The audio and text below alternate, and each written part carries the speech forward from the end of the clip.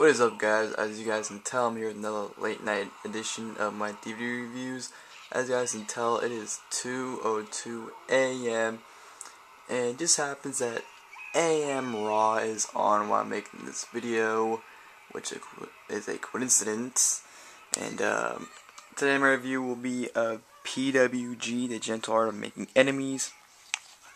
Another coincidence that PWG, sorry about that, actually just had a show tonight. Well, technically it was last night, but it was PWG Fear, which featured the return of Super Dragon. And from what people are telling me that actually were there, that show was actually better than Steen Wolf, which is saying a lot. And speaking of Steen Wolf, I'll actually be ordering that show in the next couple of days. So I probably won't have a review on it probably till sometime next week. However, if you want to watch a review on it now, if you're interested, I know Sanders Robin 24, Big Rat 310, and Trademark has those reviews up already. So just go check out the reviews if you want to watch it. But alright, this is the review. General War Make Enemies. Just watch this. It's only an hour and 45 minutes long, so it's not very long of a show. I actually finished this like 40 minutes ago, but Jack Frost happened to be on, and one of my favorite Christmas movies, so I watched the end of that real quick before to review this. So yeah, alright, so in the cover here, you got the Young Bucks right there. You got Roderick Strong, Bryan Danielson, El Generico, January 10th, 2009. Disc, same as cover, besides you don't have the Young Bucks on there. Yeah, the side. General Making Enemies. Back. Read you guys the back here. Pros and Gorilla got 2009 off to an explosive start with the General Art Making Enemies on January 10th in Rosetta, California. Sorry about that. Featuring 6 matches, including the Young Bucks putting the World Tag Team titles on the line, featuring the return of Bobby Quance. This time, this is one event you cannot afford to miss, which I highly disagree, because in my opinion, this was not a very good show. Like, it's watchable, but it's nothing that I would recommend you go see. It's not something you want to put in front of every other show. Nothing to go out of your way to see. This show really wasn't my cup of tea, I should say. I mean, I've seen people give pretty good reviews on it. I've seen people saying it's a pretty good show, but to me, this was nothing special. It's pretty forgettable, to be honest. This show was just, it almost put me to sleep. I'm not gonna lie, it almost put me to sleep. It took me a Dr. Pepper and one of those big ass bags of Cheetos to keep me awake throughout this entire show.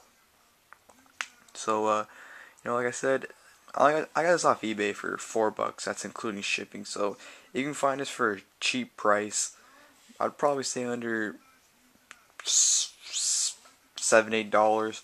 Pick it up. But besides that, I really recommend you guys hopping on this anytime soon. But that's just me. Maybe people have everyone has different opinions.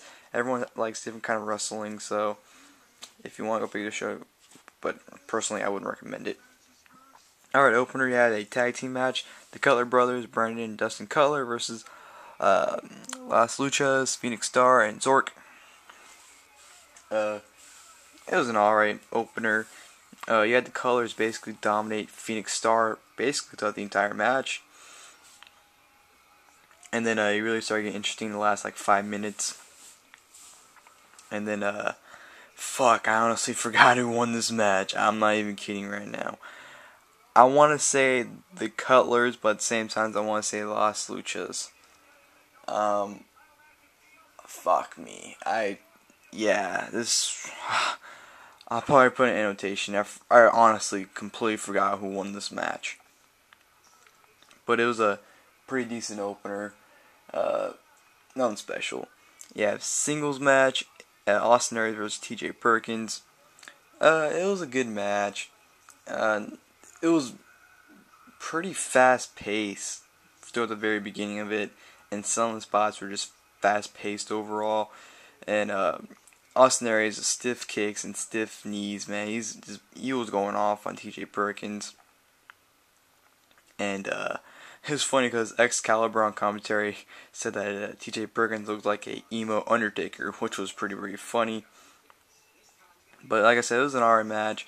Austin Aries ended up getting the win by submission, whatever match.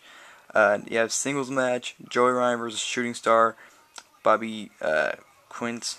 I don't know how to pronounce his last name. He was returning from a 4-year absence because he actually joined the Navy SEALs. So he quit pro wrestling for that.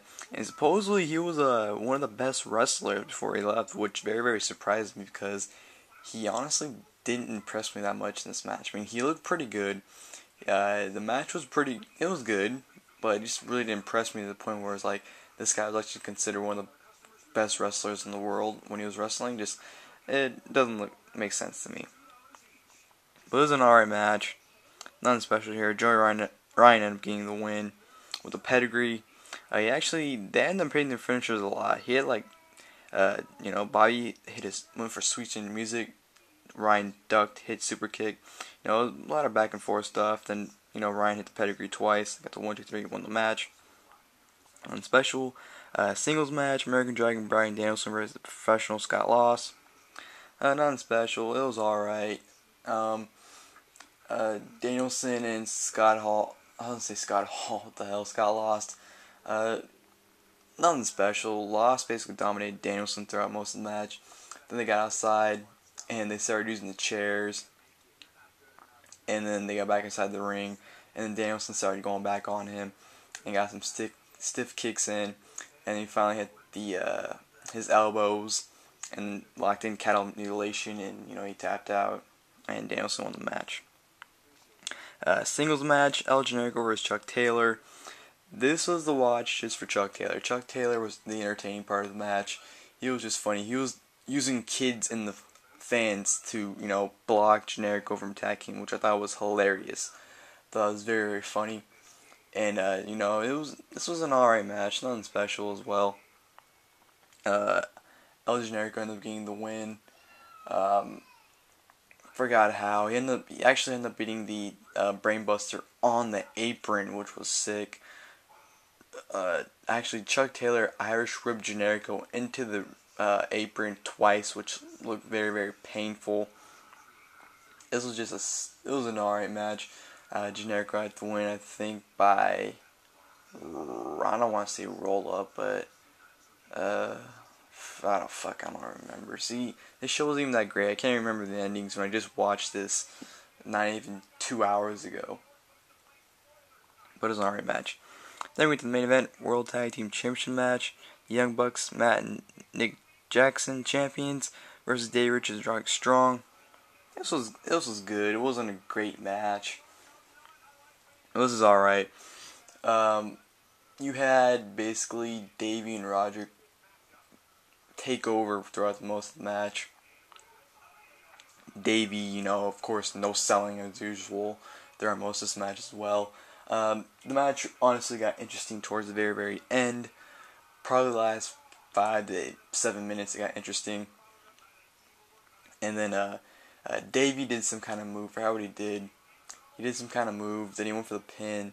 And then one of the Jacksons ended up rolling him up. Instead, went to 1, 2, 3, retain the tag team titles, which ended the show. So this was whatever show. Sorry, this is not the most in-depth review for this. This is honestly nothing to talk about on this show.